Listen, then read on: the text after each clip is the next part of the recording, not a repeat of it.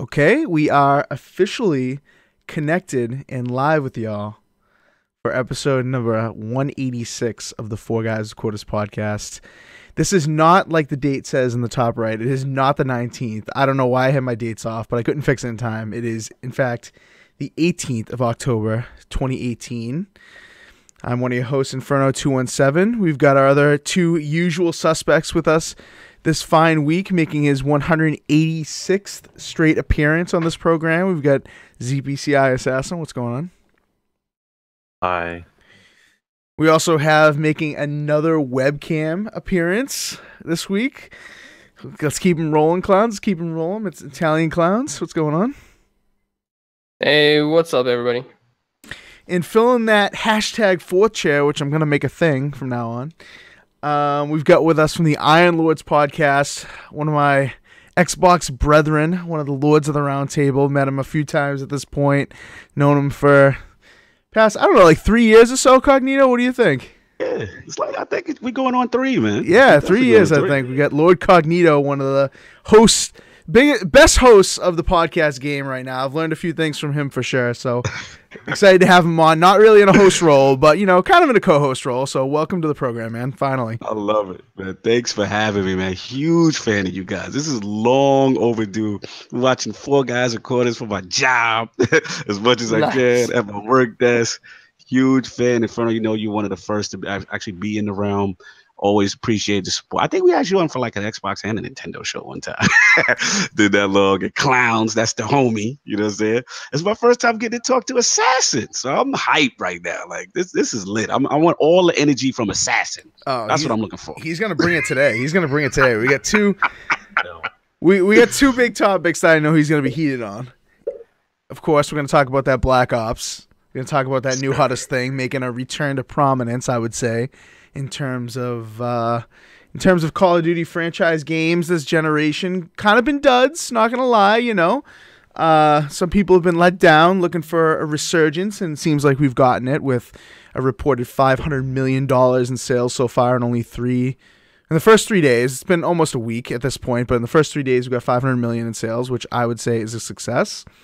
And I'll be honest, man, I'm signing on, and I see on my friends list, you know, it's just Black Ops, you know, whether they're playing Blackout, Zombies, multiplayer, a wide variety of stuff going on. And, you know, that's good. That's good for the franchise. And hate Call of Duty or love it, you know, they're bringing it for their fans again. And you gotta respect that for sure. So we're going to talk about that. We're going to talk about Red Dead Redemption 2. We're all anticipating it. New launch trailer came out today. And also there's been some nasty talk about what's going on at Rockstar Games in terms of long hours, crazy crunch times, and then a little bit of a flip there recently in terms of what the actual employees are saying on Twitter. So get both sides of the coin there. We're gonna get into that a little bit, and of course we're gonna talk about the Xbox One X games that got remastered today, or not remastered, but revisited with a little bit of an Xbox One update, supposedly all in 4K. It looks like, for some important Valve games that for sure I'll be getting back on, you know, pretty soon, because they're all pretty good games. So, but before we get into those, gotta give a shout out to the Inner Circle Network. Of course, we're an affiliate. They got a few affiliates that you guys should check out. Some good programs over there, and we're proud to be one of their affiliate podcasts. So if you want to check them out, look below in the description for the link for that. And Clowns has been writing some articles over there recently, so you can go check out some stuff that he's produced over there for entertainment stuff, like comic sections and some comic reviews. I know you did some stuff for Sea of Thieves comics over there, Clowns. So yeah, a whole wide variety of stuff. But all right, the homies. Good work, man. Great work over there. Absolutely. Thanks, man. Appreciate it. Big time. Love the articles. Love the content. That is still family, despite announcements. Despite the recent Iron Lords announcements, still family for sure. Absolutely. A lot of respect, you know, a lot of respect amongst the podcast. You know, it's not petty, you know, there's no petty shit going on anymore, really. I mean, there's some like underground stuff, but in terms of, you know, shouting out other podcasts, I feel like a lot of guys and gals for that matter are really, good about respecting other people's work and listening to other people's stuff and not, trying to think they're better than everyone else. So, that's one thing I like about this podcast community for sure. So, I'm with you, man. Big time. Big fans of everybody in their work, and you sense that community with everybody. Like everybody legitimately supports the other group, and that's cool. Absolutely. So before we get into the topics, I want to give you Cognito a chance to kind of like shout out what you guys do over at Iron Lords and tell us a little bit of what's going on what's been going on recently, where you guys are heading. I know King has been doing his kind of own thing a little bit with his fighting podcast, and I know you guys are going in some cool directions with where you guys are taking the podcast. So I want to give you the floor, man, and I wanted you to go ahead and talk about some of the stuff you guys are doing. And look, man, I mean, obviously Tick is the fam. These guys give us a shot, and we're always going to be respectful of that. And just tremendous work, man. Tremendous work these guys do. Have tremendous relationships. So that's off top. I wanted to say that. As far as ILP, I mean, yeah, we definitely see some things branching out. Obviously, combat sports was one of them. We have a huge combat sports following. Every time it's a UFC and a boxing, we definitely get some feedback on that. So we got King kind of heading that combat talk with the King, spearheading that whole bit and trying to get a little bit more of a presence there. As far as myself, obviously, Iron Lords podcast, it was initially started as a Destiny only podcast. Mm-hmm. So, that's always going to be a foundation and a root, and, kind of sitting down and talking with Ebontis, and, I've known him for maybe about the same time as I've known you, Inferno. And, we just had this great synergy, someone that is just passionate about that stupid game as much as I'm passionate about it. So it's just so cool to kind of like nerd out with him. So we started Flashpoint, and we've kind of got that going on for, our Destiny guys on the channel, and just continue to expand, man. Just, love doing the interviews, love, hitting the ground running as, me and you've bumped into each other at many a PAX East and E3, and, just trying to get, bigger guests and trying to get that community going. So we got some things cooking up. We're trying to finalize some things, but I think overall, time was right, because we kind of spreading our wings a little bit, and, Cal gave us the blessing. So it's all love. But yeah, look forward to a lot more content from ILP, trying to, get this thing a little bit bigger, and look forward for the future, man. I'm pretty hyped, man. I'm pretty hyped. Absolutely, man. I got to get one of those t-shirts. One of the best logos in the podcast in the gaming network realm. That logo is just hot. So I got to get me one of those t-shirts for sure. Fronts up, man. Storefronts up. Teespring. Check it out, man. We got flavors, man. We got for the ladies, the kids, the little lords, everybody, man. I'm working on some more things. I see Daz was in the chat, man. We got to work on some beer mugs and stuff, man. You know what I'm saying? Shout out to Megatron in the chat. You know what I'm saying? Oh, thank you, bro, for the Flashpoint shout out. Punch and everybody, man. It's like family coming over here. I see a lot of my chat in here too, man. So it's just real cool to see everybody engaging and stuff like that. But yeah, man, definitely check out the merch. And matter of fact, Inferno, we talk offline. We'll do some stuff for you and clowns. Sounds good, man. We'll get stuff going. Nice. Sounds good. No doubt. So I know, first topic, we get into these topics here. We get into I think the biggest topic of the week. Obviously the Red Dead thing is a big topic, but I think obviously Black Ops came out last week, and I know, Cognito, you may not be the biggest Call of Duty fan, but you're definitely one of those people that keeps up with all the news, and I know you get a lot of people on your friends list, just like I said at the opening in the show, that a lot of people playing it, a lot of people talking to you about it. I could see you getting off that Destiny a little bit and checking out some Blackout. You know what I mean? I could see that from you. You're actually right, man. Yeah, it looks good. But continue. I'm sorry. No problem. But obviously the big news this week is one of the better reviewed Call of Duties this gen. Probably arguably the best Call of Duty this gen, even without that single player, which we'll go into a little bit. We'll debate that whether or not that was a smart move or not for them to get rid of that single player. But, if you average out these Metacritic scores, you're looking at close to like 86, 87. A lot more people reviewed it on PlayStation than Xbox. And so the discrepancy in scores leans a little towards that PlayStation score of an 85. It's probably closer to like an 86 if you average it out. But obviously a very good showing for a Call of Duty franchise. for a Call of Duty game this generation, because a lot of people were down on it, and now I think they're just bringing that heat and getting people interested that aren't necessarily, you know, Call of Duty players, are kind of locked into, you know, better stuff this generation. Like arguably, you know, Destiny is more of a hook, and it's from, you know, the same publisher, and Activision's bread and butter has been always Call of Duty, but Destiny is really taken, you know, it's starting to take the forefront in this generation, and now Call of Duty's kind of like flipped the script. They're starting to get that attention again, and knock on the door of Destiny. So, what do you think, Cognito? Like when you saw this news, you saw the numbers. Obviously, I know you've been paying attention. What's your thoughts on this? Like, you think this has made a comeback? You think this is the resurgence they needed? You think they made some mistakes? What are your overall thoughts on when you see this kind of stuff? Yeah, this is actually a great topic. I'm glad we covered it because you know, initially, yeah, I was shocked that I said there was some initial shock when there were no when they decided, okay, look, we're not going to do a campaign this year, right?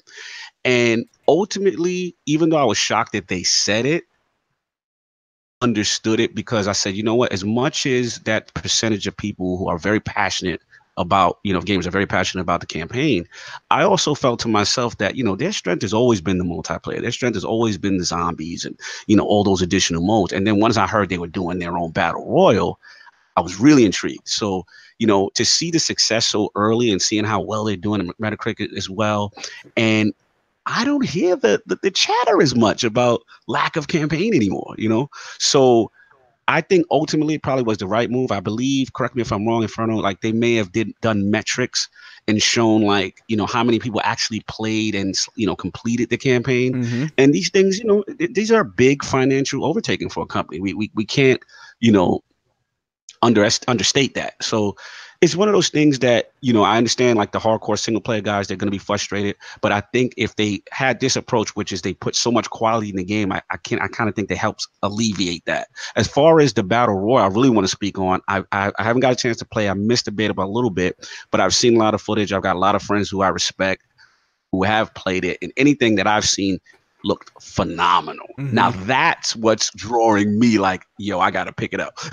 So it's probably gonna be like on a sale for me, but I'm going to get it because at the end of the day, as much as we love PUBG, and I'm more of a PUBG guy than a Fortnite guy, Mm-hmm.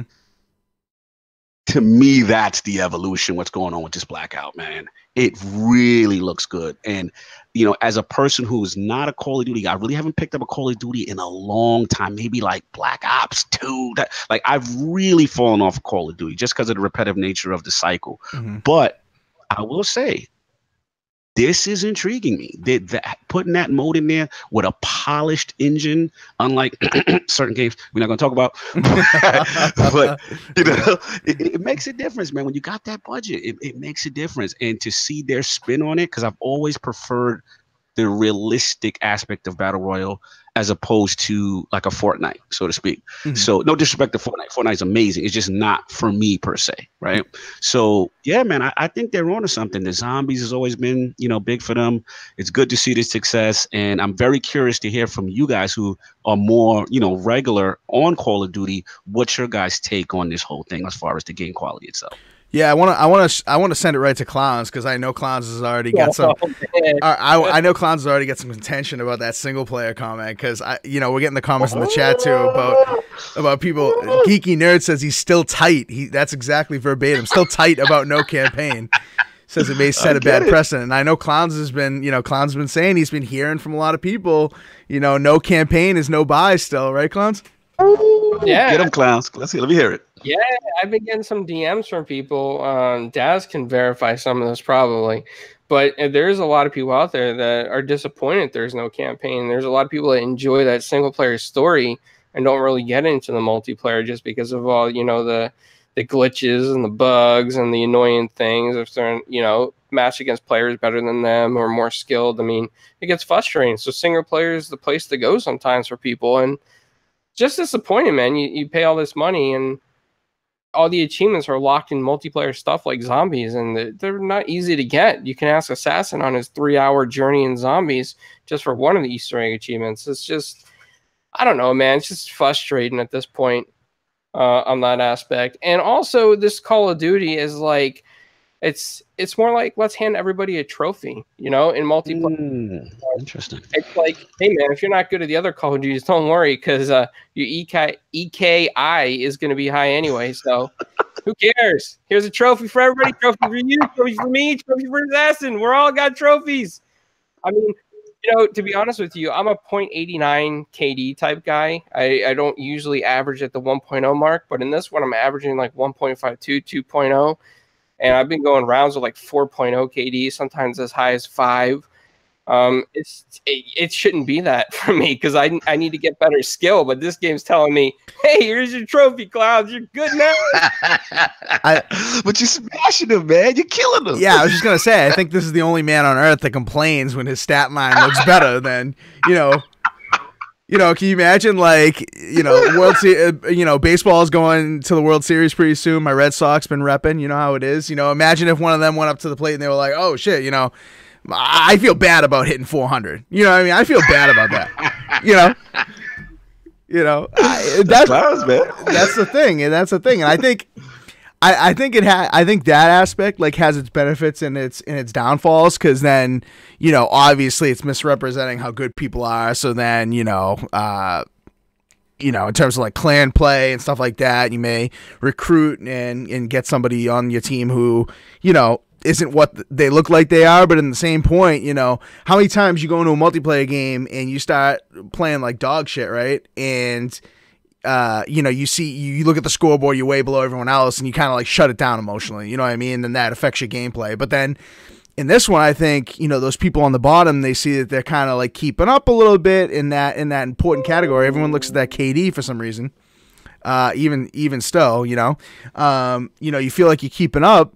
Maybe that'll inspire you to keep playing hard instead of shutting it down. You know what I mean? So I think it has some positives, but it also, I also agree with Clowns a little bit on that we're in this culture where it's everyone needs to feel like they're doing well. You know what I mean? No one can be penalized. No one can look like they're playing, they're bringing the team down, and no one can be criticized. You know what I mean? Well, another thing too it just kind of bothers me because it's sucking in the casual gamers. It's like Activision says, "Hey, you guys might suck, but we're gonna make you look good today." Well, that's the point. Yeah. That's the point. Here. That's the point, though. That's where the money's at. Look at this number: 500 million in the first 3 days. That's because these people played the beta. They were like, "Oh, I'm doing well. I'm better in this than I'm usually at Call of Duty games." Even you said yourself, and you're a seasoned Call of Duty player, that you're doing better. What do you think that's? Go ahead.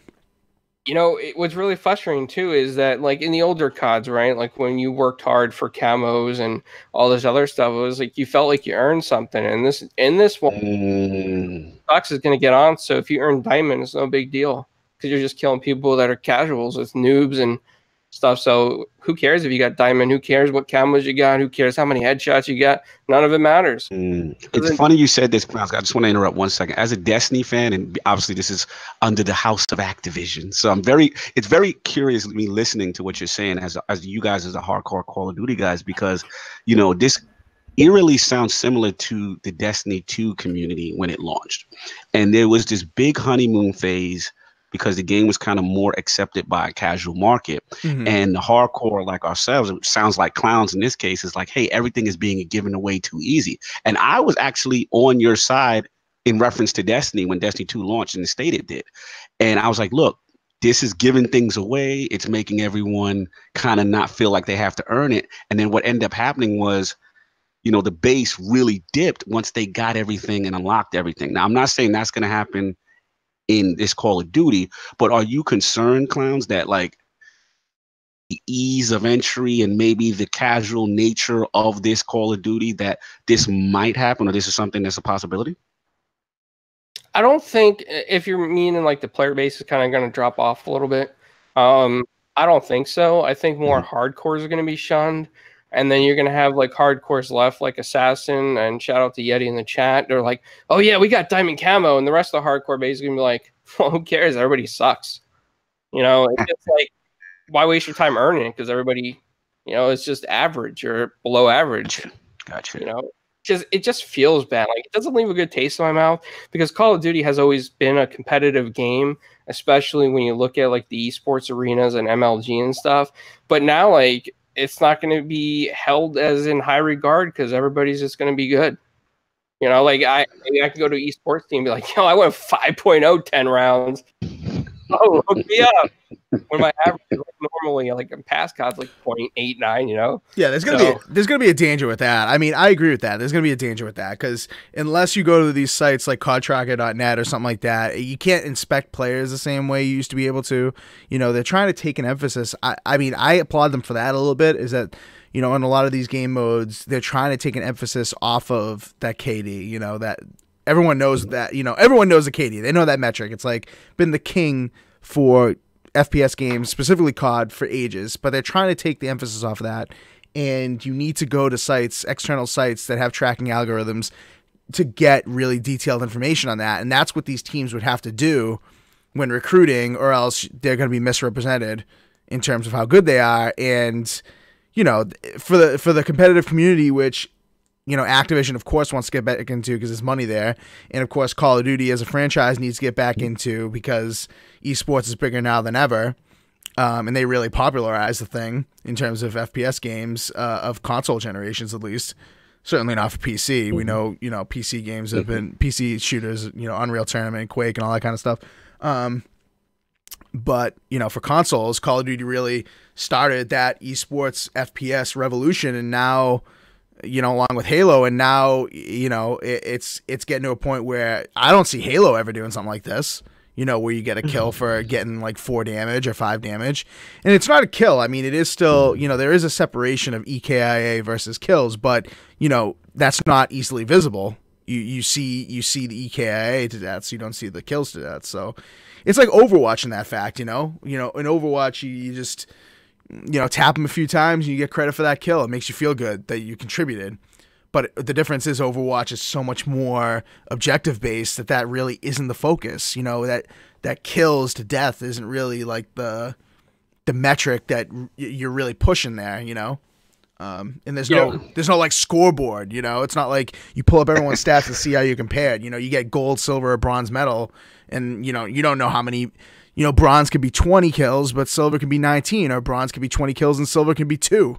You know what I mean? You don't know how you compare to other people. And I think Overwatch did a good job with that, actually. A better job than Call of Duty, but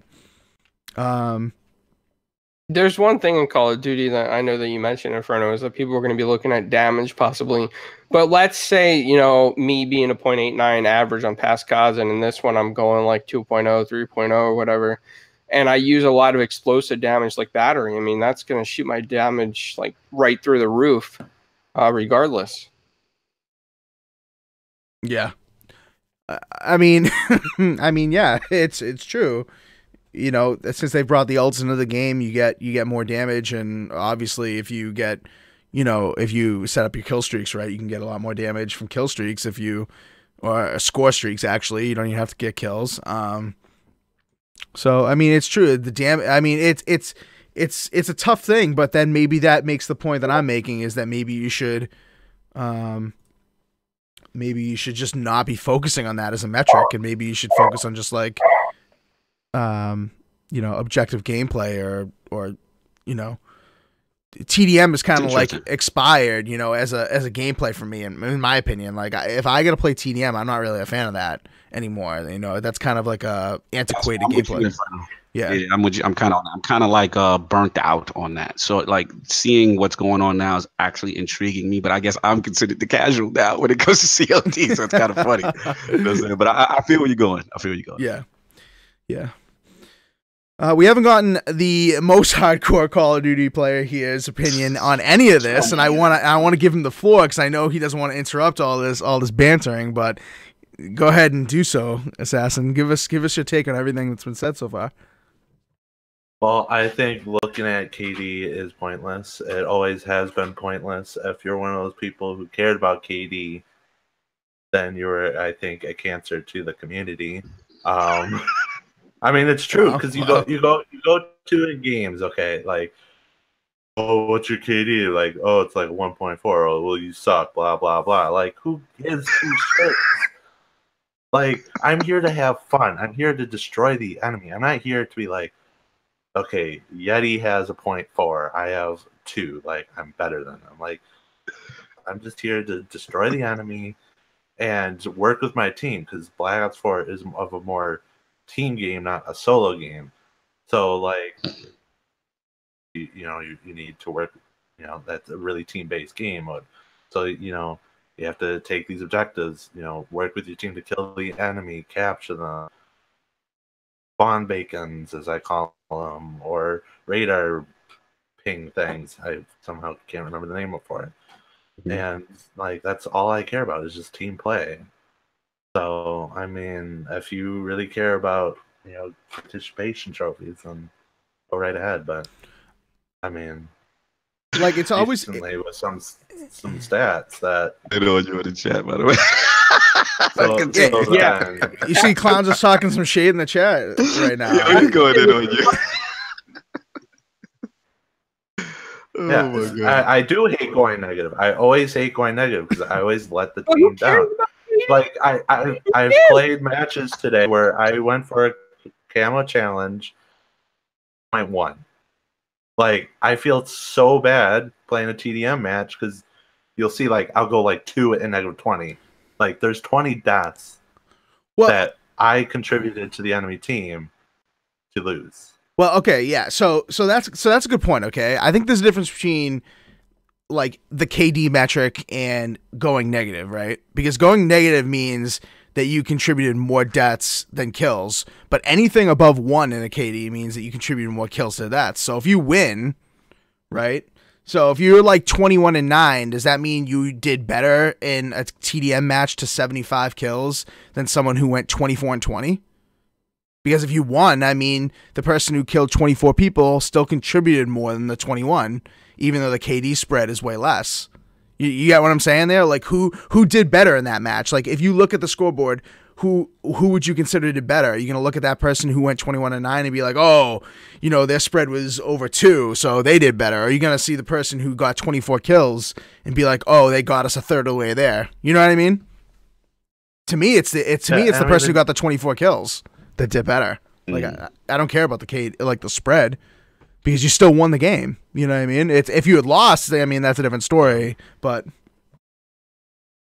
yeah, but then that guy went like 24-20 is going to get blamed, even though he's killed 24 people. Like, he still went good, but he fucked up.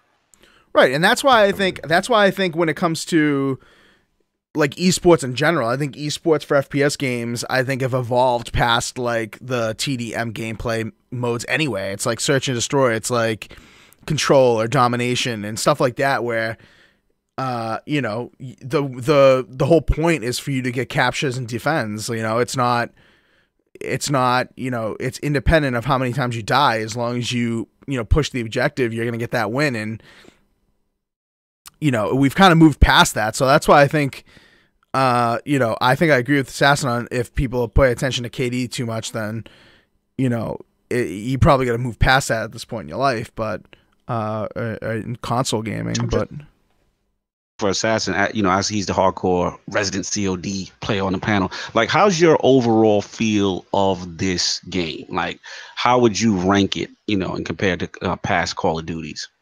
And your feedback with the lack of campaign as well. I'm curious about that.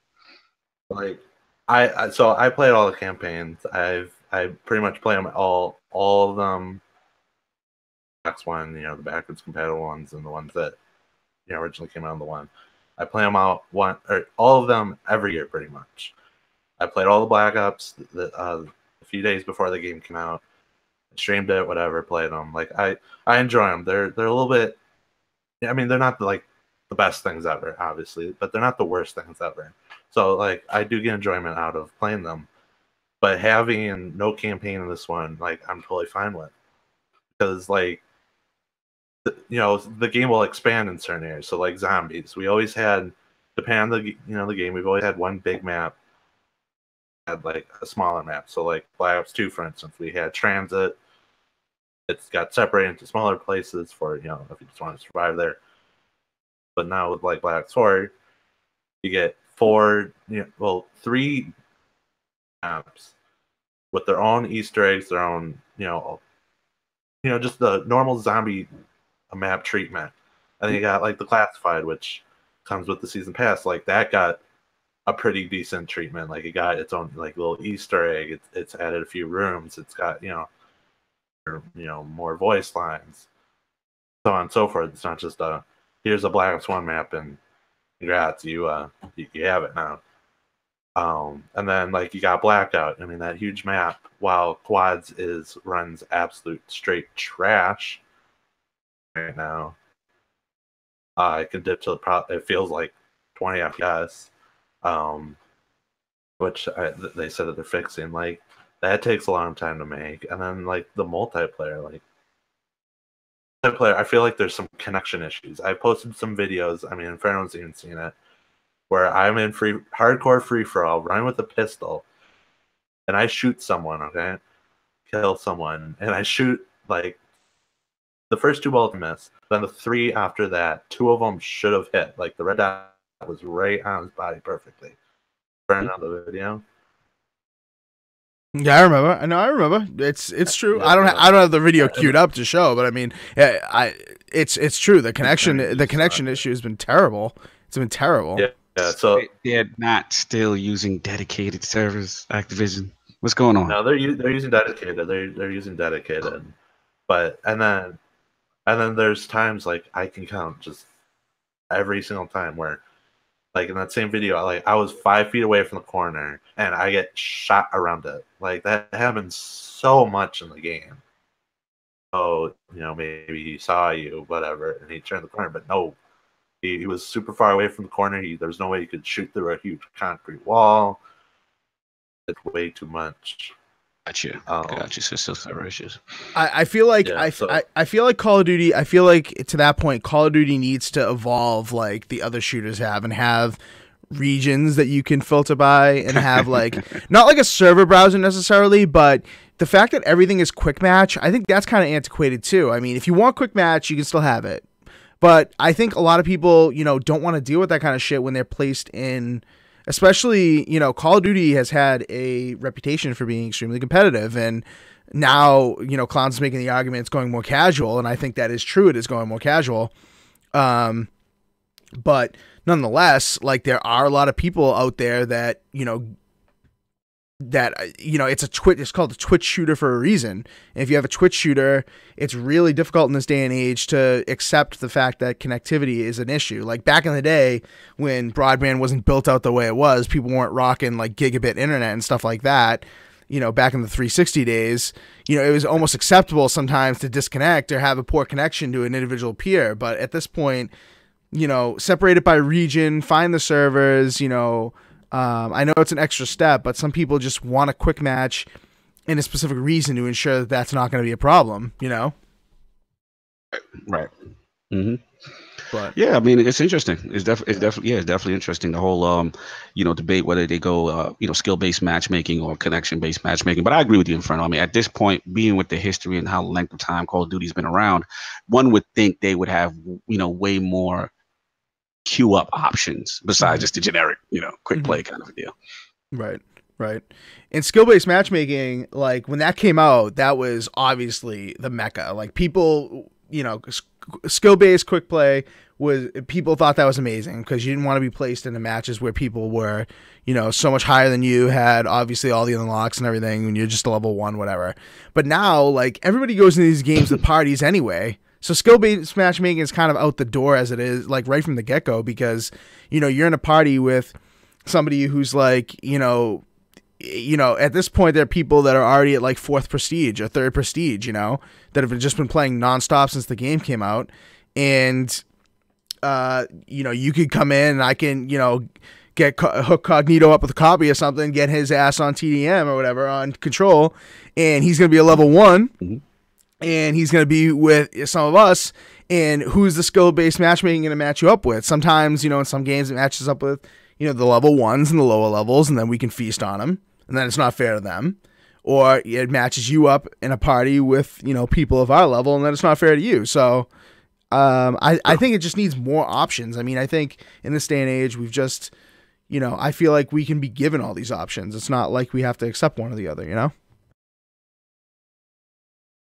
I hear you. I definitely hear you, man. But yeah, Blackout is where it's at. I mean, for anyone who's like on the fence about trying this out with Blackout, I think that, you know, people who are stuck in the Fortnites, people who are stuck in the PUBGs and don't want to kind of move off of that, I think that it would almost make sense for Activision. This may be a little controversial. I want to hear what you guys have to say about this. But I think Activision should maybe, like, in a month or so, like towards the holidays when people are buying these things and getting these consoles in their homes more, I think that they should maybe, like, right before that, maybe a couple weeks before, like, offer a free play weekend. You know, maybe just the Blackout mode. You know, get people's feet wet, because I know people are now. Hear me out on this. Hold on, Cognito, before you shut that down. All right, all right. PUBG and Fortnite, third person, primarily third person. Obviously, there's first person mode in PUBG, but primarily third person battle royale games that people are used to. Obviously, Fortnite being free to play, everyone's used to that style of gameplay. Some people are worried about going to the first person, and they don't want to plunk down that 60 to give it a try, right? But give people that weekend for free. Maybe if they found out a way to only enable Blackout, maybe not all the stuff, maybe just Blackout, so that those people who are on the fence, you know, because some people are gonna, when this is $40 on Black Friday, some people are gonna plunk down that 40 just for a nice, refreshing, great battle royale mode that they think is gonna last a long time. You know what I mean? Yep. Yeah, I think you're onto something. I actually am in agreement with you. Like, I don't think you're too far off, because here's the reason why I'm thinking, again, as the Destiny guy, you know, I remember them offering their new mode, which was Gambit only, free weekend, you know, that kind of a deal. And to me, if they're trying to penetrate that market, give people a taste. Like, you know, it's like a drug dealer. You give them a little taste. That's right. Yeah, you know what I'm saying? Come on, man, get a little hit. See what this is about. You know what I'm saying? Dude, that's exactly like Assassin with Destiny, as a matter of fact. Give him a little bit of a taste every once in a while. He'll be on that shit for like a week straight. So you get and then Bungie comes out and just screws it up. Like, so you gotta be careful with your words with one of the Lords of the Realm. All right, you gotta be careful. You gotta be careful. Well, I mean, like, what, last week they're like, "Oh, you remember those first 2 DLCs you bought? Yeah, we're just gonna give those for free." Yeah, no, that was brutal. That was brutal. Assassin is right. That was Activision scumminess at its finest. I will admit that could have easily been done as a goodwill, good faith measure. You know, when the Forsaken launched, as opposed to making people mandatorily pick up the DLC. So I'm with you on that. You're not off on that. But as far as the you know, that mode, man, like, I think that's how you really put a little dent in the PUBG crowd. Again, not saying that, you know, the PUBG crowd is going to automatically, you know, leave completely for Blackout, but if you show people that game on, you give them a taste for free, like a free weekend, and there's been precedents. They've done stuff like this before. And, you know, yeah, you never know. The only question is, you know, being the fact that they're so successful right now, how much incentive do they have to do it? That's the key. Yeah, Yeah. So, I mean, it'll be interesting. Yeah, and you know, obviously, I don't think that they're delusional enough to think that, you know, a paid Blackout Battle Royale mode is gonna overtake Fortnite. Because even though I prefer this to Fortnite a lot, like you said, Cognito, you would as well, even though you haven't really dabbled with it just because of the realism factor. I prefer this to Fortnite by a wide margin. I think that, you know, Fortnite's just been established for too long. It's free. Everyone's playing it. You can play it on all platforms. You're going to be able to play that shit on your friggin' fridge at some point. It's just... like legit, like you can just play it on everything, dude. You know that Bethesda reveal where they were talking about the Alexa thing and all that, right? With Elder Scrolls, like that's where Epic is going with this shit. Like they want every screen possible to have Fortnite, and they're getting there. And you know, one game has single-handedly changed the industry in terms of crossplay. You know, when you get to that point, I know it's been done before, but when you get to a point where one game, a competitive game, has gotten companies to overturn their policies on crossplay with competing consoles. Sorry, I couldn't speak for a second there.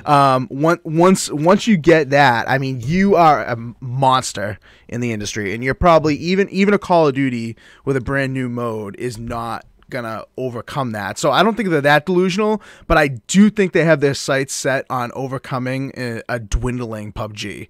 and a PUBG that's seeing its player base drop, nearly exponentially at this point, especially on Xbox.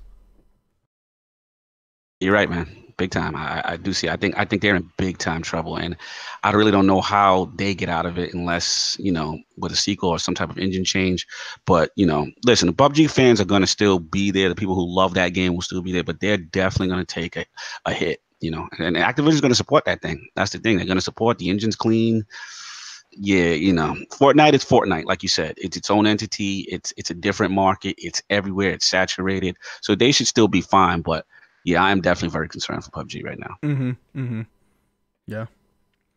Well, I mean, eventually it might be in Activision's best interest to make Blackout free. After all these initial sales to boost the COD franchise, maybe in a few months, just make the Blackout mode free, stick it on cell phones, and then make a ton more money. Well, yeah, real quick, because I remember earlier in the chat, we had a comment kind of about that. Born Distracted had a comment saying that this is gonna just like fall off, that this is just initial buzz and Blackout's gonna fall off, and then everyone is gonna get back on that no campaign trail and find something wrong with Black Ops now that the honeymoon period's over. Now maybe, obviously, no game lasts forever unless you're just like an industry hallmark. Obviously no game lasts forever. This ain't no Minecraft right now, but how long is that going to take, number one? And number two, if they do offer it for free way down the road, kind of like what Fortnite promised to do with the PvE mode, that's kind of dwindling in numbers a little bit as well over on the Fortnite side. Like once they do that and they get a new influx of players and bring it back in, maybe that is the play. Even though they know that another Call of Duty is coming out in November 2019, they don't even care. They think that they can keep people on Black Ops 4 because of the Blackout mode, and they see that being a multi-year thing, and it's probably not going to be a multi-year thing if they don't offer for free, realistically, because like people aren't going to just go out and buy I don't think they are, at least, going to buy Black Ops 4 when the new one comes out. Everyone's just used to like moving on to the new one. That's how people have been conditioned in Call of Duty. Say that's right or not, but go ahead. The other thing, too, that we need to look at, if you're looking at the Battle Royale aspect, is that Fortnite made it so that they're cross-platform, like on everything. Yeah. And, I mean, for Blackout to last as long as Fortnite, it's probably going to do something very similar. I mean, if obviously when Sony said that, they're revising their cross-platform policies, they kind of suggested that it was on a game-by-game basis. They didn't necessarily open the floodgates for every game to now be cross-platform. I mean, is that gonna, Sony obviously has this deal with Activision, and it's almost, is it in their best interest then, because of this deal with Activision, you think, to make it cross-platform and to let you be able to play against Xbox and probably not PC, but you think that, Cloud, eventually in their best interest? I think eventually in their best interest, yeah. Because if they were to go and make a cross-platform, cell phones, tablet, everything, Android, iOS, every console, PC, and then make it free to play, how much money would be rolling into COD just on the microtransactions that they could do for like skins and different events? It would be huge, man. It would blow Fortnite out of the water if they were to do that. If they don't do that, in a year from now, it's not going to have the same numbers as Fortnite, because the next COD will be out, and what's going to happen then? Everybody's going to drop Blackout and be like, oh, new COD, Sledgehammer time. Yes, it's interesting. It is interesting. I mean, obviously, we do know the effect of Fortnite and having Sony acquiesce, to the crossplay demand. Call of Duty, it does have that stature. It does have that stature. The question is, I was always of the mindset that maybe a lot of that stuff was going to happen next gen, and that maybe Fortnite was the anomaly. But, listen, if anybody can also influence, Call of Duty was once that king also. So it's a possibility. It's definitely a possibility. I'm very curious. I know they could present engagement numbers and say, hey, because your account is going over, look at what's happening. Look at these microtransactions, that's happening. And me personally, I'm a big fan of it. If I would push for this in the biggest way, because as a Destiny fan, these are things that we dream about. I got my guy Bontis, he's on PC. I got a huge PlayStation fan base, and I just can't play with them. You know what I mean? Because I don't want to leave my character. But if you talk about bringing your prestige and COD and all this stuff, and you possess all that stuff that's tied to your account with over from platform, man, that's huge. And to me, cross progression has always been, in my opinion, the future of gaming, even more so than crossplay itself. So hey, I'm hoping. Now I got my fingers together, man. I would love to hear news like that, man. If they did something like that, and yeah, that could invigorate the base. I mean, just imagine the possibilities with like where everybody's going: GeForce Now, Project Stream, xCloud. The future of PS Now maybe will get better. I mean, imagine all those platforms. You just be able to log on a browser and just play like Blackout, right? Cross-platform anywhere. That would be epic. With 5G coming, it's going to be huge. If they did the same thing with Destiny's PvP and their events and stuff like that, just the aspect of PvP, huge. It'd be huge. Huge. I'm with you, man. With your clowns. Yeah, because I think they. I don't think these companies are seeing people buy multiple copies of the games like they thought they may. Like I think actually, and I don't remember who I heard talk about this one time in party chat. I can't remember if it was with Rand or somebody who's like fairly connected, and I heard somebody talking about how companies were of this delusion that multiple copies of games were going to be sold, because the flip and the gen dominance, the PlayStation being so much more popular, and a lot of people making the switch, just like they did in the prior gen. Obviously PS2 to PS3, a lot of people went to 360.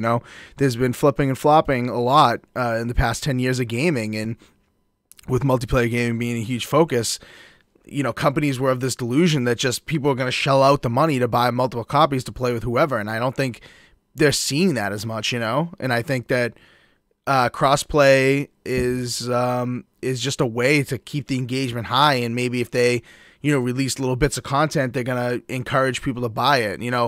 I feel like towards the end of the game's life cycle, especially in the COD games, like the last DLC probably doesn't do as well as the first, obviously, because people are kind of moved on, But if you have crossplay and the engagement's high and people feel like that they can still get matches easily or still play with their friends, and they're gonna still drive those sales. So I think it just makes sense. Time. But all right, Assassin, get the last word on this before we move on. Call of Duty, last words on it. Greatest of all time? Second greatest? Worst. No. What did you say, Assassin? What do you think? Guys are cutting out for me, so I don't know what you're saying. We can hear you. I answered for you. Don't worry. We got connection issues with Assassin, it looks like. Did we lose him? No, I think we got him. You hear us? Hello? What about Cognito? Can you hear us? You hear me? I can hear you. All right. I can hear him. Okay. Everybody's good. Everybody's good. I'm just Assassin.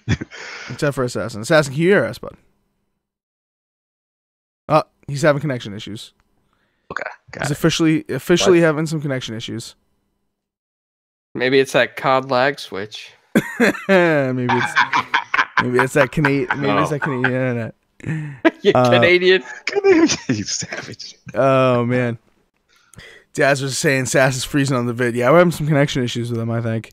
Just speak up if you can hear us, Assassin. Show your thumbs on your opinion on COD. Thumbs down for great, thumbs down for sucks. Thumbs up for great, thumbs down for sucks. Which one do you want me to pick? There he is. All right, give us your final thoughts on this before we move on.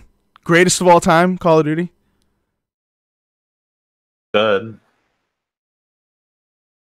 No, we're having connection issues. He's going to have to resolve those. Back out of Discord and come back. Maybe. I don't know. His last words, no, but it's good. No, it's good. All right. All right, we'll move it on. We'll move it on. He's backing out. It's gonna screw up our whole layout, but it's fine. Let's move on real quick. All right, Red Dead Redemption 2. Obviously, everybody's been anticipating this thing, man. This is people make jokes about this online that, you know, people are expecting this game of the generation kind of review to come out when this game comes out. There's so much hype, and then finally we get something negative about this game, right? Because we got some news about, you know, big time crunch going into this. And if you're not familiar with that in the industry, crunch time refers to you know, towards the end of the game cycle or towards the end of the deadlines, you have to work very, very long hours. Some people were saying that there were 100-hour weeks on this game, and a lot of people were outraged, man. A lot of people on Twitter were just absolutely outraged. And, you know, even though this happens industry-wide, this isn't just a Rockstar thing. You know, my brother used to work for Harmonix, worked on Rock Band 3. There was crunch then. He worked insanely long hours towards the end. And when you got to get it done, like, you got to get it done. But quick question, though. Yeah. Did he get paid for his overtime? Yeah, no, of course. Yeah, you get paid. You get paid. That's the thing. That's the thing. Like, and obviously the employees, the Rockstar employees, got the green light from Rockstar to come out and say, you know, what their real experiences were. And now we see that a lot of Rockstar employees are saying positive things. They're saying, yeah, we worked some long hours a few weeks, never 100 hours. We always got paid. Managers told us to leave. You know, Rockstar was smart with this. They said essentially, yeah, I know our policies usually don't go on social media and talk about work, but now go ahead and do it because we're getting a negative light cast on us for some reason. And, you know, we want you guys to come out and say what you really think. And some people came out and shat on Rockstar, and a lot of people came out and backed them up. A lot of the workers there, a lot of developers and public relations managers and all that kind of stuff came out and said that this isn't really that big of a deal. Like, they worked long hours, but it wasn't like 100 hours a week. It might have been like 70. You know, I've worked 70 hours in a week. You know, it's not, you know, and I didn't feel like I was not able to eat or drink or sleep or live my life. So, I want to get all, you know, just general impressions on this thing, especially when, you know, we're down to the final week. It should be all glory. You know, they should have the floor to impress us with their launch trailer and get us all really excited about this game. And I feel like this story came out and kind of cast them in a really bad light. And it sucks. And I know a lot of people were on Twitter saying they're not going to play it anymore. They're going to cancel their pre-order. They're disgusted. Yeah, all this kind of stuff. No, it's true. I mean, yeah, whether they do or not. Yeah. But I mean, a lot of people were so pissed. I know all you guys saw it on Twitter. Yeah, absolutely. You know, what do you guys think about this? Is this even a big deal? Is it even true? Like, what do you think? Going? All right, I'll go. You know, I think we need investigative journalism to do its best and find out both sides of the story, because there's so many different departments in a studio and so many different studios across the globe that that disgruntled employee could be somewhere like, let's say, in Europe, right? And the laws might be different, or his managers might be an ass. Where there's laws in the U.S. that say if you work overtime, you should be paid for it. And if the employees aren't speaking up to that effect, then, you know, it's kind of like on them. They should speak up. They should do something.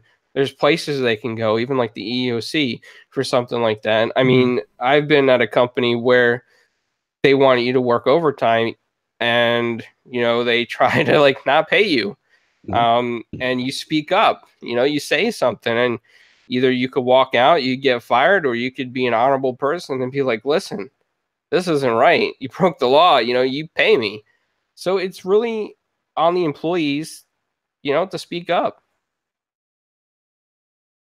Yeah, I mean, you know, I try to be as sensitive as possible with things like this. Obviously, you know, I don't know the environment of what's going on in there. You know, we can only go by what's going on with reports, you know, and we know these guys really work hard in the game industry. You know, when it comes to these big type games, you know, and it comes to this crunch time, you know, it's kind of, I won't say it's par for the course, but we've heard, you know, stories that crunch is real, you know, and obviously what we've heard so far, and then, you know, the Kotaku article, and then I believe Colin Moriarty actually had a follow-up to it as well. it's one of those things where the way I look at it is the job that you do, you kind of have to have a sense or a feel of the territory, like what comes with the territory. And the only thing that makes me cringe, y'all, is when forced, right? When I hear the word forced, it's like, okay, right, as an employee, you're feeling pressured to that level to say, hey, I cannot do this. This is not, what I'm saying? Like, this is something I cannot keep up with or maintain with. And this is just not for me. You have the choice to get up and stop and quit and not do that job. I've been in situations where it's just like, yo, if this is going to be the regular or the norm, then maybe this is not for me. But again, it's up to the individual. So now when you hear the accounts come out and then you hear people say, hey, not as bad as people are saying, and people are actually standing up and defending Rockstar, which was actually surprising to me when I saw those accounts. I was like, wow, so people are actually, defending that, yo, it's not as bad as people are saying, we're getting paid overtime and stuff like that. So I'm of the mindset that, look, every individual dev or whatever, they have a choice to say, hey, this is crazy or this is not. And, more stuff is going to come out. Obviously, stuff is still filtering out right now. But I'm of the mindset, like, when it comes down to like, oh, now we're going to boycott the game, how evil they're being treated, I'm not on that side yet. I'm not there. You know what I'm saying? I'm not at that point where it's just like, when people, especially when people are coming out and saying, hey, like this is not the case. So I think we have to be very careful with the hyperbole. We have to be very careful of, wanting to jump out in front of stuff like that until all the details come out. And I think there's still more stuff to come out. Apparently, Jason Schreier still says, he's going to interview more people, and again, this comes down to current and former employees. And then we also have to understand too, from my understanding, is that change since those former employees as well. So maybe at that time, the people who were making the initial reports, maybe it was effed up, and now, maybe things and policies have been in place. So more stuff's going to come out. I'm personally picking up the game. I'm gonna be honest with you. Absolutely. This is not stopping me from buying this game. And at the end of the day, to me, it's also, if the game is as great as it is, I want to reward the work that's done by making that purchase. That's just my mindset. Right. When someone really, that's the point. That's the point. Let me interrupt you there really quick. That's the point where it's like that carries over to the crunch time too. You want to, as a gamer, you want to reward those people who worked hard, and those people that have been working hard for years in this game. Just because it comes down to crunch time and they're going to be working 80-hour weeks, 70-hour weeks, whatever, they want to see that reward come to fruition. They want to see this game come to completion. They're not going to stand up, like you said, the individual can stand up and leave. And that's true. They can. They absolutely can. And if they are really, taken back by it, they will, and they should. But the fact of the matter is that it's all a bunch of fake news anyway, because these people aren't taken back by it, because they are willing to accept it, because they want to see this game come out. Exactly. They want their stamp on it, and they know it's not like that all the time. They know it's not like that all the time. So it's not, like you say, par for the course. Like I wrote here, par for the course. And some people say you got to, as a game industry developer or whatever you are, artist or what have you, you kind of know what you're getting into. And, it's kind of like in that marathon. You run a marathon. You run that 26.2, right? You run all those miles and you get through 25, and you get through 25.2, you see that last mile, right? That last mile is going to take every bit of your being to complete that. Preach. But you're not going to stand up and leave because that's going to take, you're going to push your ass off to finish that, to say you finished it. And the same thing is with these people. So, like, just because a few disgruntled people are pissed off, Rockstar played it perfectly. They let these people, they dropped their policies about the social networking. They let people come out on Twitter, on Facebook, on wherever, give interviews. Jason Schreier, like you said, they're letting people go out and just give their experiences because they know that they know their base. They know their developer base. They know their workers. They know that they're not going to come out and say that because they just know that it's not the case. That this is just the norm. That, this is always happening. This is just that last mile of the marathon. Actually, I want to comment on something that in chat. Shout out to the Giselle. He said, that being said, you want to keep in mind people saying it's all good are still employed. They might be coming off a little biased for that reason. They won't want to get terminated. I get where you're going. My thing is, here's my thing. If the conditions, let's go worst case scenario, right? Let's just say the conditions were awful and, these guys are really being mistreated. My thing is, if you choose not to believe these employees, then why isn't there generally when there's some type of scandal or there's some type of generally those communities, they come together as a group, right? And say, look, man, it's horrible here. You know what I'm saying? Like, I guess I was expecting more of an uproar. So when I saw that to me low key contradicts it. Now you can say, hey, those guys are, those are company guys and they just saying that to get terminated. I don't know, man. I'm of the mindset like you, Inferno. At the end of the day, like, listen, I work in IT. Right. When we do migrations, it is known, like, all hands are on deck. We have to get this thing, especially towards the tail end. It's a lot of work. These are big undertakings. So once you get to that, like you said, like that last week of that final push to make something go live, right? That a project that hundreds of people are working on, it is known, like, hey, there's going to be some late hours. Now, granted, these guys, from what I understand, are getting over overtime, which is cool. You know what I'm saying? You definitely want to be compensated. So when you get that, there's situations I've been where there isn't no overtime. It's just expected because it's such a big project and big for the company to get this thing out, to see it through. And like you said, the last point, Inferno, is that is not the norm the other percentage of the time you're working. This is just during that time of this big game release or this migration or whatever you have. And I think all companies on some level have a form of that. It's just whether or not you as an individual think that is too much. But me, I'm picking up the damn game. Again, I want to reward the people who painstakingly put something together that ends up becoming a masterpiece. And that's kind of the things that we're hearing. I like to reward that level of work. And as long as it's not the entire or, the majority of the studio saying that, I tend to lean on, what I'm hearing, which is, this is par for the course. There's something I want to add too, is that you need to get both facts of the story, right? From both sides of the story. Absolutely. But I want to point to an old GamePro article. I don't know the issue it was in, but they talked about EA's overtime crunch and how employees are not getting paid for overtime during their crunch hours. And it was long days, like 18-hour days. Of course, EA denied it to GamePro, like in the mid-90s or whenever that was printed. And then in 2004, CNET picked it back up and brought it to the attention of attorney Robert Schubert, was going to go ahead and file legal proceedings. Well, that case was actually settled, I believe, in 2015. EA would not admit to working people excessive past 12-hour days, 6 days a week, but they settled for a large amount for those employees. So, I mean, crunch does exist. To say that Rockstar is guilty, we don't know because, like you guys have pointed to, we're not there to see both sides. But it does happen. I want to point that out to the people watching the chat and people listening that, this isn't just some made up stuff. Right.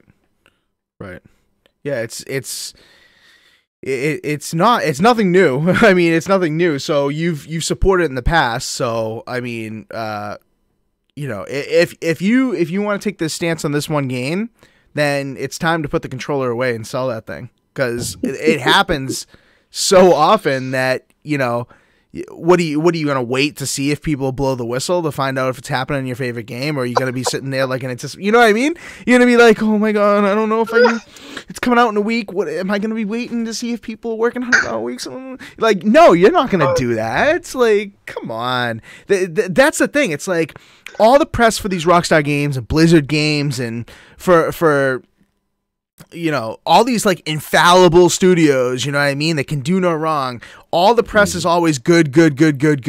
You see a bad thing like this that happens all the time in the industry, and you're like, oh my god, this is happening to a big company like this? Forget it. It's like, I hate that it's detracting from what should be the, final week leading up to, a game that is a sequel to, one of the best games of all time, in my opinion.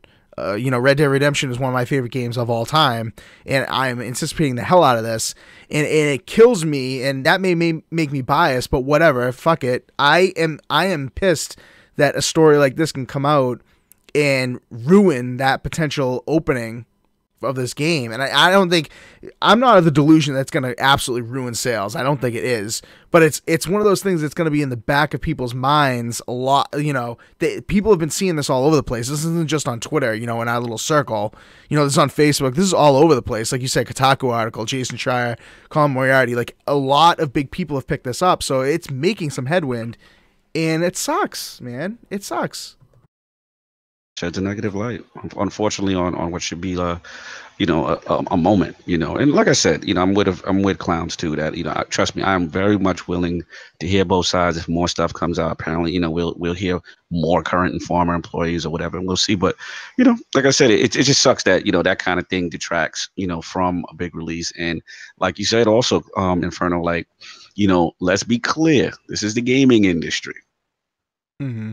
Not an isolated issue.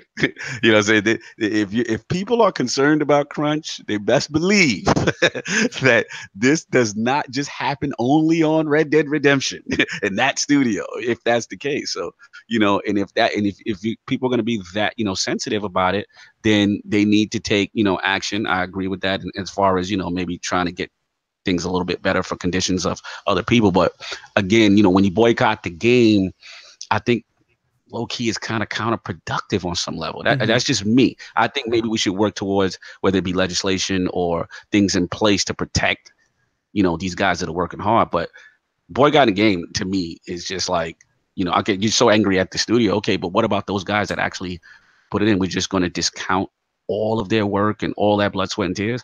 That's where I struggle. Right. Agree with that 100%. Sasson, we haven't heard you on this. Are you there with us? Can you hear us? I can barely hear what you guys are saying. Oh my god, your connection issues are real this week. It's crazy. Do you have anything to say on this issue? If you can hear us and get that thought through the interwebs? I mean, the article, if it is true, it sucks that these guys have to spend so many hours, like, before a game comes out. Like, they have to, do all they can to put out a broken mess. Mm-hmm. Mm-hmm. Good point in the chat. The Geeky Nerd says, "Imagine the Telltale devs right now. You're talking about crunch. We lost our jobs." Yeah, right. I mean, right. Yeah, you're complaining about working 100 hours, but that you're getting paid for. We'd love to get paid for another 100. Like, to the defense of Telltale devs, though, some of them actually are outspoken on Twitter, and I believe one of them is up at a conference in Canada right now. I don't know her name. Female programmer. Yep, I know exactly who you talk about. Mm-hmm. She came out and said that there was crunch at Telltale, and employees were expected to work the crunch, and some of them did it allegedly, according to the source, paid on the weekends and such, and going to meetings as well. And then got laid off, no severance. So I mean, it varies. But yeah, some Telltale devs were outspoken on this issue. Yeah, I don't know. I can't speak for them exactly, but if I were in the industry and, I were working and yeah, there was crunch and there was unpaid crunch or whatever, and I'm like, what the fuck? Why am I not getting paid for this? I would rather still have a job and deal with 2 weeks of unpaid crunch than get fired with no severance pay. You know what I mean? That's just me, though. That's just me. I know a lot of people, people are different, but, job security to me is way more important than, maybe working like a 60-hour week or 70-hour week or whatever, and maybe working some of that time for free. Like, yeah, then you get into a little bit of self-respect there. Like, do you respect yourself enough to man that pay? But at the same time, if you know it's going under, like, I would personally rather like keep a job than, get fired. A lot of these people are still out of jobs. People think, oh, if you work for, I saw this a lot on Twitter. If you worked for Rockstar and you quit because of crunch, you can get a job anywhere. Yeah. Right? You know what I'm talking about? Yeah, about that. It's like it's like Jesus, Yeah. man. Like, oh, because you worked at Rockstar, you have that on your resume. Oh, it's like people who work at Google or Apple. Oh, you worked at Apple? Why are we even interviewing you? Congratulations, you have the job. That's, I mean, come on. Oh, you worked at Facebook on the data breaches? Wow, you're hired. Impressive. That's a big company. Welcome to the team. No, that's not how it works, man. And job security is key, man. I mean, I don't know how bad it was over there in Telltale, so I can't speak for them. But in terms, I do respect the point made in the chat about, you're talking about crunch, we don't have our jobs, because like a lot of those people are devastated, man. A lot of those people are really devastated. How many of those employees would you think would love to be in a crunch right now? Yeah, of course. Yeah. These guys are unemployed, and again, I'm not justifying crunch to defend the studio or anything like that. But again, we got to put things in perspective also. You have to understand what you signed up for. And again, that's just responsibility. At the end of the day, any job, doesn't matter what it is, you have the right to say, you know what? I am not feeling this. I am completely overworked. And you have that right to leave. But at the same time, as long as it's explained to you that, hey, come major game release, it's going to be this, and this is what we required, and as long as that's explained to you, I don't really see what the issue is. That's just me personally. That kind of stuff comes with the territory of a big game release. And forget about gaming in any field. Like, again, I'm a tech. I see it all the time. And they will tell you right at the point of hire, like, hey, when we're rolling out of migration and when we're doing these type of transitions, you are going to be expected to put in some extra hours. We're going to have guys that come in on a weekend. We're going to have guys that do this or stay late. Are you okay with that? You know what I mean? Because they want to give you kind of like a mindset of how it's going to be in this time period. And as long as they're upfront with it and you are aware of it, then, hey, at that point, it's like, you can't really bitch on, at that point. That's just me, Mm-hmm. All right, well, just to get off this topic, I want to say, I will be buying this game. Cognito said he's already buying it. I know these other two guys are buying it. I know so many people buying this game, and I really hope people enjoy it and don't think about this thing, because this just exists everywhere. So it's not, don't think more negatively now on a company that makes just like quality game after quality game. Don't now get your opinion down on them because this happens. Because I mean, it's kind of like it's a necessary evil, man. I mean, with deadlines and these kind of big productions, I mean, some people just take this shit for granted. But I mean, this is a big production, man. I mean, people think movies take a long time to make. I mean, look at this shit. I mean, look at this. Who knows how many hours of gameplay that's going to be in this? But I guarantee you, it's way more than any movie you're going to watch. So, I mean, and it's movie quality graphics and animation, all that kind of stuff. So, obviously you're going to miss some deadlines and you're going to have to catch up in the end. So, just move on. Something more positive, I think. Last topic of the podcast before we get out of here and get back to gaming, of course.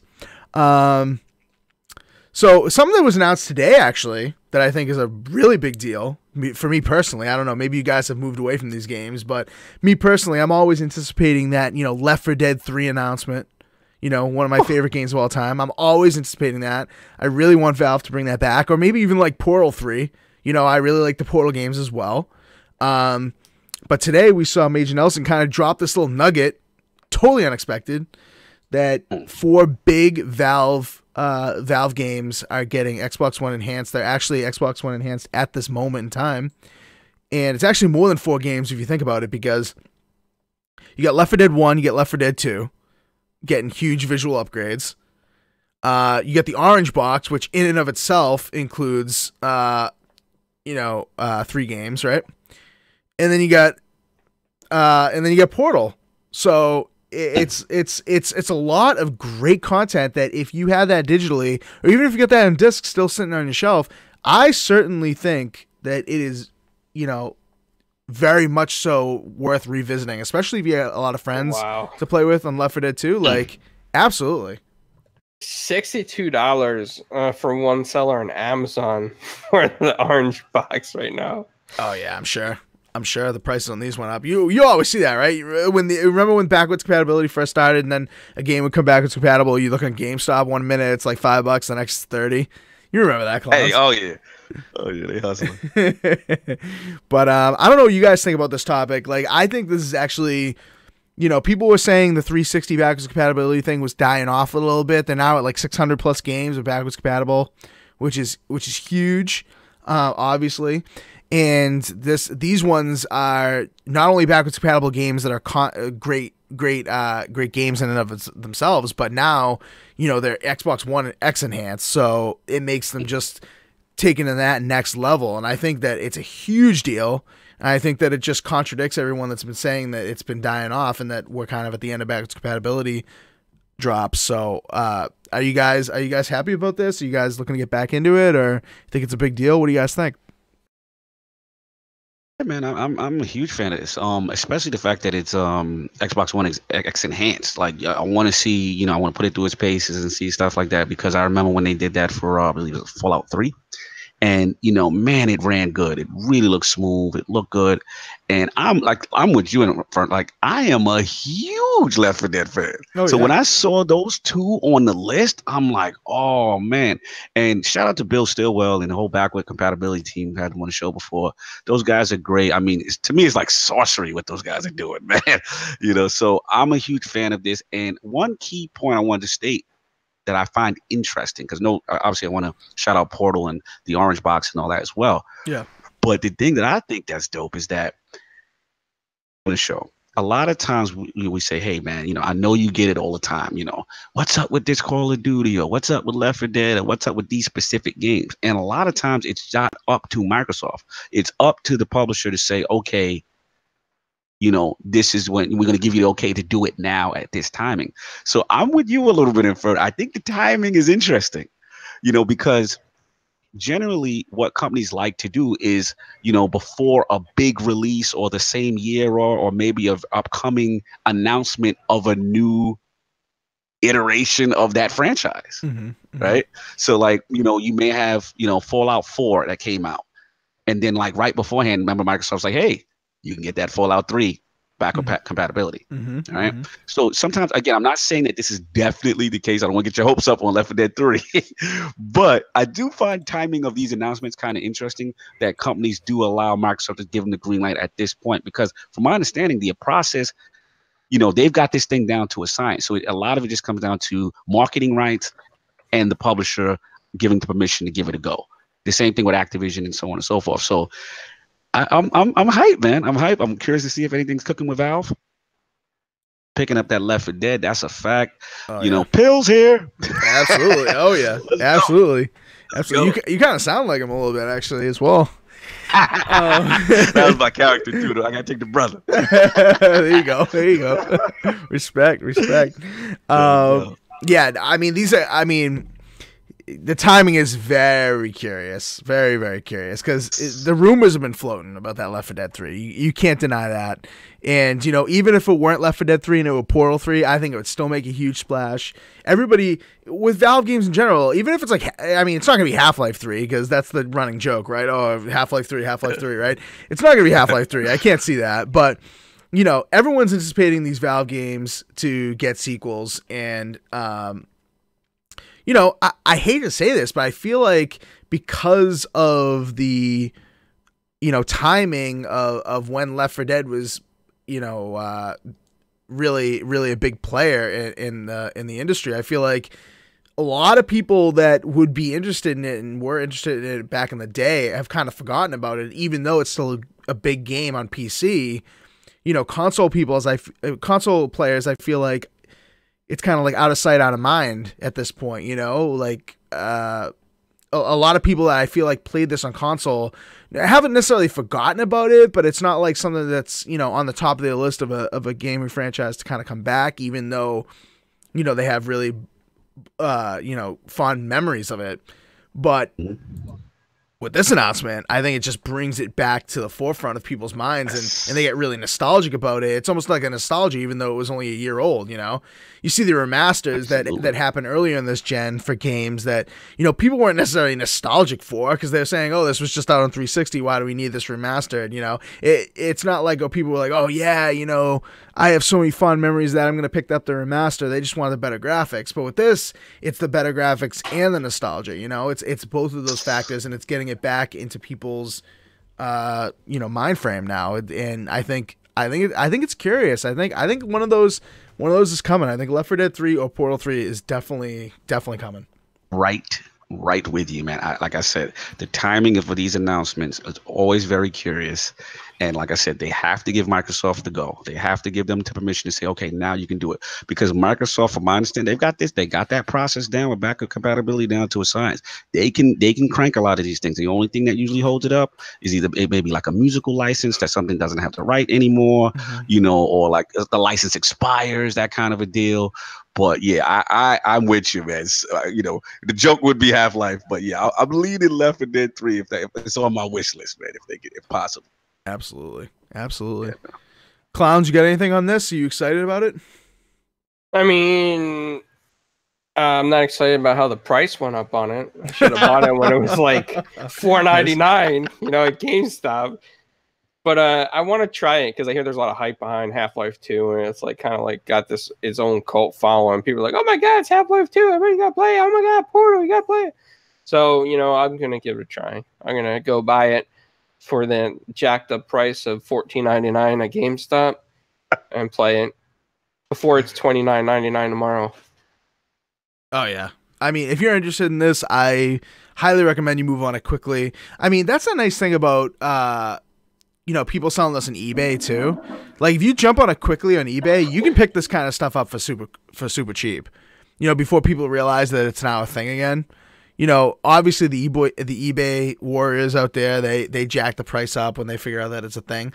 But, you know, first couple of days after these announcements, you can pick these games up for cheap on eBay. Like people are just looking to unload their old shit. And they're just, you know, even on Craigslist, man, like Craigslist, I've seen, you know, when the Call of Duty games go backwards compatible, you know, obviously now pretty much all the Call of Duty games from the 360 era are backwards compatible.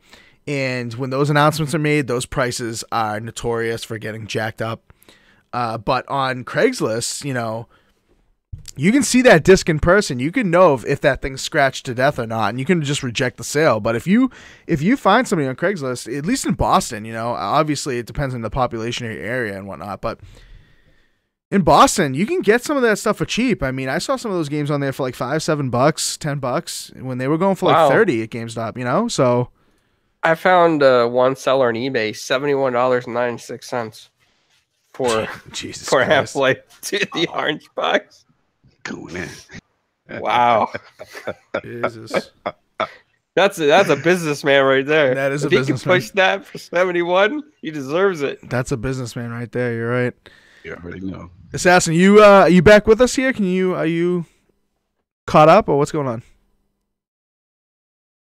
Oh my God, this poor kid. While we're talking about this, I do want to see how much these things are in the Xbox store. Do you guys have any idea? $19.99 when I checked. Oh, was it? Okay. $19.99. I mean, Left 4 Dead is old, so you know it's got that stigma to it of whether it's worth $20 still. But I think, I'm sorry, not on the Left 4 Dead. I didn't check that. I checked the orange box. Oh, orange box 20. I mean, I think that's worth it. I wonder if Team Fortress 2 is gonna. I wonder if those servers are still going or whatnot. That'd be interesting to see. Obviously, if they're offering this, I think they wouldn't offer Orange Box if Team Fortress 2 you couldn't play it, but I think that'd be interesting to see because I would play that again. I love Team Fortress 2. I think that's a good competitive game. And the Left 4 Dead games, like if those are $20, I think those are worth it. Left 4 Dead 2 specifically, I think that's definitely worth 20. Since Assassin can't speak in the podcast, he's saying in the chat, we need more Portal. I agree, dude. Portal 3, I think that'll be a big announcement too. I'm game. I'm game with that. I'm game. All other than that, I think that's pretty much all we can say about this topic. I would love to, man, I would love to go back in time and not trade these games in.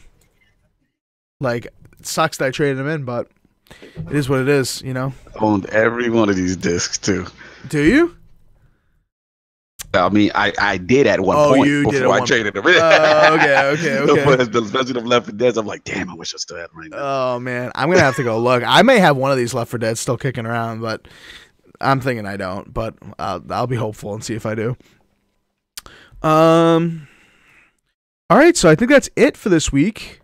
Went about an hour 30. Good little show for 3 topics, and we appreciate Cognito coming in and stepping out of his comfort zone of the Google Hangout and joining us for a little Discord chat here. We appreciate that, man, and you know, we definitely want to have you on again, of course, and we're gonna be better with our guests, because I feel like, you know, we've just had like not a lot of guests on recently, and I feel, you know, I want to fill that 4th chair every week with a different guest. So we're gonna work on that, make that happen. Maybe we'll try to get King on, Addict on. You know, get one of the other lords on, and then, you know, bring back Cognito at some point. But we definitely appreciate you coming on, man, and making this happen. Obviously, you're a natural, and you know, we love what you guys do over there at Iron Lords. So, Thank you, bro. Like, listen, man. Absolute pleasure to be here. You know, I'm a huge fan of all you guys. I've watched you guys for the longest, you know. And one thing is, like, it's just like you said earlier, like we all support each other, you know, and that's the cool thing about this community. Shout out to X by the Cat talking about Festival Lost for Destiny. He's funny, but yeah, like it's just really cool, man, to really get together and do this stuff. And I love it, man. Just love talking games with you guys. Like I said, mentioned from a bunch of times, good dude, you know what I'm saying? I was hyped for Assassin today. I'm gonna be real, y'all. Like I was like, I wanted that Assassin smoke today, but unfortunately we had a little Discord. Yeah. You know what I'm saying? And Clouds is the homie, man. That we could talk nostalgia and Toys R Us and what we was doing. Toys R Us. You know what I'm saying? Like, Clouds is the homie. So this is just family. Like, I appreciate the invite. Would love to come back. Also get the Lords and also get you guys on. Maybe do like a little 4 guys of quarters in the realm of the Lords collabo kind of a deal. Like almost a joint thing. That would be dope too, man. But love what you guys do. Please keep doing what you guys are doing. Huge fan. Great topics. Knowledgeable. The passion is always there, and I'm a huge fan. So thank you so much for having me. Appreciate it, man. Appreciate it. Yeah. So if you thanks guys for being on, man. Absolutely. Anytime. If you guys want to find Cognito, his stuff has been cycling, I should say, below his avatar there on the YouTube stream here. But if you want to find the Iron Lords podcast, just search Iron Lords podcast. You'll find them on everything. They're on everything now, man. They just Spotify, Google Play, iTunes, all that shit. Just search it. You will find it. Search it, man. And absolutely. Every Sunday's the Lord's Day, man. Check us out. This Sunday we'll be back on the ILP channel after we made the announcement. Still cool with Tick, no beef, everything's good. You know what I'm saying? Those still brothers. You know what I'm saying? We just got a little direction change we're trying to do. Mm-hmm. But yeah, man, every Sunday is the Lord's Day, 11 a.m. because it's football season. Normally it's 1 p.m., but 11 a.m. this Sunday. Nice. And we should have Rick Lagnice from the Kingdom Come Deliverance. Oh, awesome! And we will get to talk about the new DLC. I can't pronounce the guy's name. The DLC title is so long. Of the new content. It's like the amorous adventures of Hans Kapan, you know. He's going to talk about that. We're going to talk about some topics. We'll probably actually visit the you know, what's going on with Red Dead, just to get a perspective from a community manager, you know, just to see, you know, in terms of crunch and that kind of stuff. So we'll probably revisit that kind of talk again. So please check us out. Please support. And if you like Destiny, we got a Flashpoint show that's Friday mornings at 9 a.m. And if you like combat talk, anytime there's a big fight, Saturdays in the afternoon, combat talk with the King. He'll break it down, whether it be a big UFC fight or a big boxing fight. Normally boxing for King. He'll be doing that. So that's what we got here on ILP. Excellent, man. Excellent. Yeah, lots of good content, a lot of divergent stuff. You know, if you're not necessarily into Destiny, you can like just check out the regular show. If you're not into hearing like the news of the week and you're just about Destiny, like check out Flashpoint. You know, it's just a lot of, you know, diverging things, and you know, that's good that, you guys are such like natural talkers for sure that you can talk about anything really and be knowledgeable about it. So it's it's good. It's definitely, Iron Lords is definitely one of my favorite podcasts. When I met you 3 years ago, I knew that you were like destined for this shit. You know what I mean? Like when I saw you at that first when I met you at that first what do you call it there? Fan Fest. And I saw you guys like, talking it up in the center there of that food court. I was like, dude, I don't know who these guys are, but I gotta meet these guys because like they're just chopping it up right now with everybody. They're making it happen, and appreciate you, bro. Glad we got to meet back then, and glad we're still buds. So appreciate it, man. Man, you already know that this is family. Much appreciated. All right, you can find us, in fact. Just search 4GwQPodcast. You'll find us on everywhere as well. We're also on iTunes, Google Play, Spotify, all that good stuff. So give us a listen or review on there. Soon, hopefully, it'll be iHeartRadio as well. Soon, iHeartRadio as well. So, go listen to us on there. Even if you listen to us on YouTube, listen to us for a few minutes on there. Give us a review. That would help us out tremendously. App. They got an app, y'all. Got an app. We got that Xbox app. That's right. So give us some support on there, and obviously if you like the show, please give us a thumbs up and subscribe for more content. We're gonna be streaming a lot more pretty soon, either on Twitch or YouTube or on Mixer. We have channels on all those, and kind of getting the feeling I'm kind of leaning to a Mixer, to be honest. Like I want to, I like that. I like Twitch. I like the community over there, and I like that you get a lot more views. But Mixer, honestly, I get really nice quality on Mixer. So.